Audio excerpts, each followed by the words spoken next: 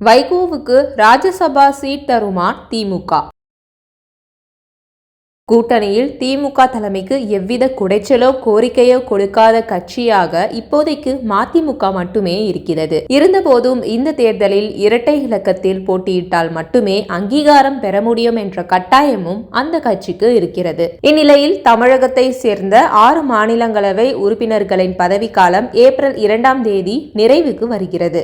அந்த இடங்களுக்கு மார்ச் 16ஆம் தேதி தேர்தல் அறிவிக்கப்பட்டுள்ளது.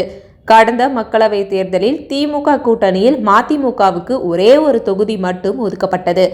அப்போது வாய்மொழியாக மதிமுகவுக்கு, குறிப்பாக வைகோவுக்கு ஒரு ராஜ்யசபா சீட் வழங்கப்படும் என்று திமுக தரப்பில் பேசப்பட்டதாகவும் சொல்லப்பட்டது.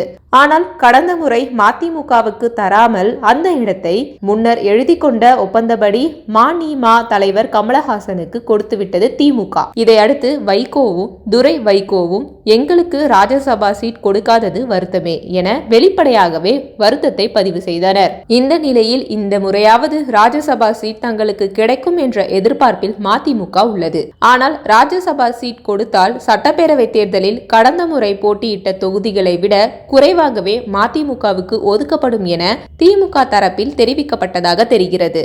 இது குறித்து நம்மிடம் பேசிய மதிமுக மாநில நிர்வாகிகள் சிலர், மதிமுக மாநில கட்சி அந்தஸ்து பெறுவதற்கு சட்டப்பேரவை தேர்தலில் 12 தொகுதிகளில் போட்டியிட்டாக வேண்டும் என திமுகவிடம் தெரிவிக்கப்பட்டுள்ளது. ஆனால் தற்போதைய சூழலில் 6 சீட்கள் மட்டுமே வழங்கப்படும் என்று தெரிவித்துள்ளனர். இதற்கிடையே ராஜ்யசபா தேர்தல் வருவதால் கடந்த முறை விட்டுப்போன வாய்ப்பு இந்த முறை எங்களுக்கு கிடைக்கும் என எதிர்பார்க்கிறோம்.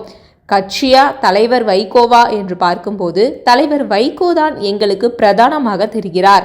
எனவே எம்எல்ஏ சீட்டுகளை குறைத்து கொண்டாலும் கூட பரவாயில்லை, வைகோவை ராஜ்யசபாவுக்கு அனுப்பி வைக்க வேண்டும்.